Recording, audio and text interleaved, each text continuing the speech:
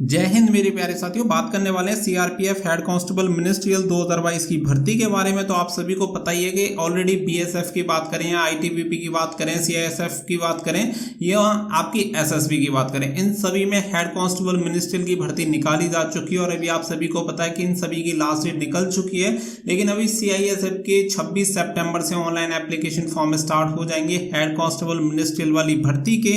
और इसी के साथ बात आती है आपकी सीआरपीएफ हेड कांस्टेबल मिनिस्ट्रियल की भर्ती की। तो यहाँ पे आप सभी को पूरी अपडेट मैं देने वाला हूँ कि कब से आप इसके लिए ऑनलाइन एप्लीकेशन फॉर्म फिल कर सकते हैं, कौन कौन एलिजिबल रहेगा, क्वालिफिकेशन एलिजिबिलिटी क्राइटेरिया क्या रहने वाला है। तो कंप्लीट डिटेल के लिए वीडियो को लास्ट तक जरूर देखें ताकि आप सभी को पूरी इंफॉर्मेशन मिल पाए। वीडियो पसंद आए तो वीडियो को लाइक और शेयर करके चैनल को सब्सक्राइब कर लें और बेल आइकन पर प्रेस कर लें ताकि फ्यूचर में आने वाली हर एक जॉब अपडेट का नोटिफिकेशन आपको सबसे पहले मिलता रहे। तो चलिए चलते हैं, सबसे पहले इसकी योग्यता पात्रता देखते हैं नोटिफिकेशन में और वहां पे आप सभी को पूरी इंफॉर्मेशन क्लियर करते हैं।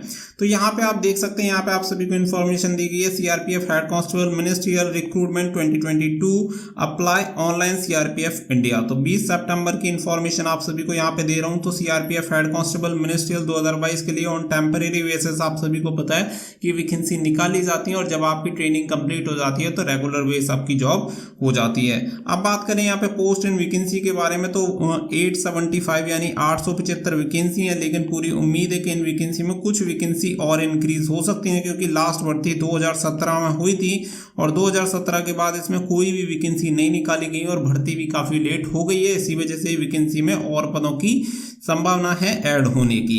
अब बात कर लें यहाँ पे नेम ऑफ पोस्ट की, तो यहाँ पे हेड कांस्टेबल मिनिस्ट्रियल की वैकेंसी रहेंगी। साथ ही में आप सभी को बता दें कि ये वैकेंसी डायरेक्ट है, यानी कि ऑल ओवर इंडिया से कोई भी कैंडिडेट मेल फीमेल दोनों कैंडिडेट अप्लाई कर सकते हैं। अब जैसे कि हम बात करें कि जनरल कैटेगरी में 400 वैकेंसी, ओबीसी कैटेगरी में 190, एससी कैटेगरी में 100 वैकेंसी, एसटी कैटेगरी में 50 वैकेंसी और एसटी बैकलॉग की 65 वैकेंसी बची हुई है और ईडब्ल्यूएस कैटेगरी की 70 वैकेंसी। तो ये वैकेंसी टोटल आपकी 875 वैकेंसी यहाँ पे हो जाती हैं। अब बात कर लेते हैं एलिजिबिलिटी क्राइटेरिया में। तो सबसे पहले बात करेंगे एज लिमिट की।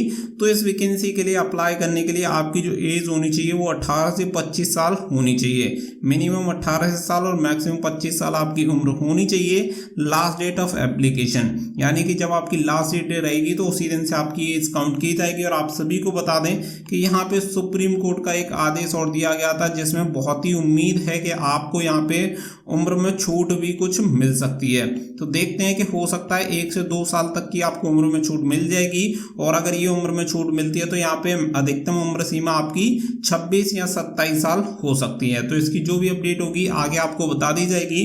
साथ ही में अगर मैं बात करूं, अगर आप एसटी या एसटी से बिलोंग करते हैं तो 5 साल की आपको उम्र में छूट मिलती है। ओबीसी कैंडिडेट को 3 साल की उम्र में छूट दी जाती है।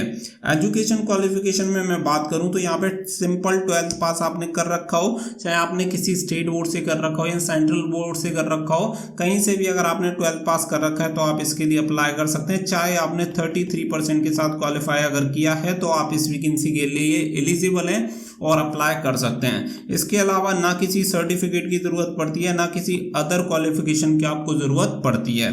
अब बात कर लेते हैं कि यहाँ पे एक आपसे स्किल टेस्ट लिया जाता है, वो होता है आपका टाइपिंग का टेस्ट। अगर आप इंग्लिश में टाइपिंग देना चाहते हैं तो 35 वर्ड पर मिनट की स्पीड आपकी होनी चाहिए। वहीं हिंदी में अगर आप देना चाहते हैं तो 30 वर्ड पर मिनट की स्पीड आपकी होनी चाहिए। इनमें से एक आप चूज कर सकते हैं, चाहे तो आप इंग्लिश दे सकते हैं और चाहे आप हिंदी दे सकते हैं। दोनों में से जो भी आपकी मर्जी हो उसमें आप टाइपिंग टेस्ट दे सकते हैं। इसके लिए किसी सर्टिफिकेट की आपको जरूरत नहीं है, केवल जब आपका स्किल टेस्ट होगा तो वहां पे आपको ये टेस्ट पास करना रहता है। इसके अलावा कोई भी एलिजिबिलिटी क्राइटेरिया में अलग से क्वालिफिकेशन आपसे नहीं मांगी जाती। बात कर लेते हैं यहाँ पे पे स्केल के बारे में। तो आपको बता दें कि यहाँ पे आपका जो पे स्केल रहता है 2400 ग्रेड पे क्या रहता है। तो 2400 ग्रेड पे में आपको 25,100 से लेके 81,100 रुपए तक आपकी सैलरी जाती है, यानी अच्छी खासी आपको सैलरी यहाँ पे मिल जाती है। स्टार्टिंग में अप्रोक्स आपको 40,000 के समथिंग सैलरी मिलती है। अब सिलेक्शन प्रोसेस में अगर मैं बात करूं तो यहाँ पे सबसे पहले होगा written examination, physical standard test, PST और उसके बाद skill test and medical examination. वैसे आपको बता दें कि पहले जो हुआ था पहले इसका होता था सबसे पहले आपका पीएसटी, जिसमें आपका कोई भी फिजिकल यानी कि दौड़ वगैरह यहाँ पे नहीं करवाई जाती है, केवल आपकी नाप तोल करवाई जाती है। उसके अलावा कोई भी इवेंट आपका नहीं होता है। यानी कि जो लास्ट भर्तियां हुई हैं उनमें पहले यही होता था कि सबसे पहले आपका फिजिकल, फिर आपका नंबर 2 पे होता था written exam examination and written examination qualify होने के बाद नंबर 3 पे आता था आपका टाइपिंग यानी कि स्किल टेस्ट, उसके बाद आपका मेडिकल एग्जामिनेशन होता था। और ये भर्ती में आपको चेंजेस देखने के लिए मिल सकता है कि पहले आपका रिटन एग्जामिनेशन हो, फिर आपका फिजिकल स्टैंडर्ड टेस्ट यानी पीएसटी होगा। बार बार आप मत पूछिएगा, यहाँ पे आपकी दौड़ वगैरह जो होती है वो आपकी नहीं करवाई जाती है, केवल आपकी नाप तोल होती है, यानी कि केवल आपका यहाँ पे जो होता है पीएसटी होता है। तो चलिए यहाँ पे आप सभी को बता दें कि पीएसटी में आपका क्या होता है। जैसे कि मेल कैंडिडेट के लिए यहाँ पे हाइट की मैं बात करूंगा तो मेल कैंडिडेट की जो हाइट होनी चाहिए 165 सेंटीमीटर होनी चाहिए। वहीं पे फीमेल कैंडिडेट की अगर मैं बात करूं तो फीमेल कैंडिडेट की 155 सेंटीमीटर हाइट होनी चाहिए। अगर आप SC ST से बिलोंग करते हैं तो 162.5 सेंटीमीटर आपकी हाइट होनी चाहिए ST कैटेगरी में।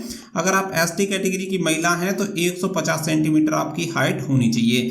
ये तो होता है हाइट का क्राइटेरिया। इसके अलावा जो चेस्ट की अगर मैं बात करूं तो 77 सेंटीमीटर से लेकर 82 सेंटीमीटर सीना होना चाहिए।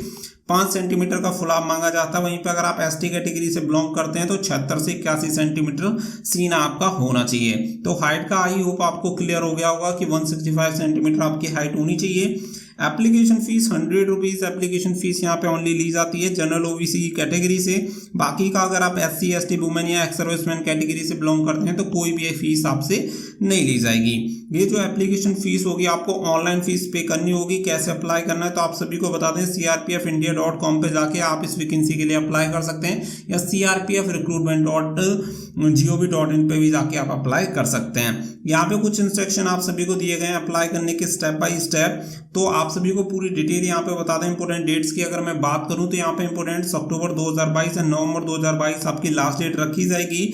डेट ऑफ एग्जामिनेशन अभी तक अनाउंस नहीं किया गया है। अगर आप इसकी डिटेल रीड आउट करना चाहते हैं तो वीडियो के डिस्क्रिप्शन में आप सभी को एक लिंक दे दी गई है, वहां से जाकर आप इसकी पूरी इन्फॉर्मेशन को रीड आउट कर सकते हैं और सारी चीज़ों को समझ सकते हैं।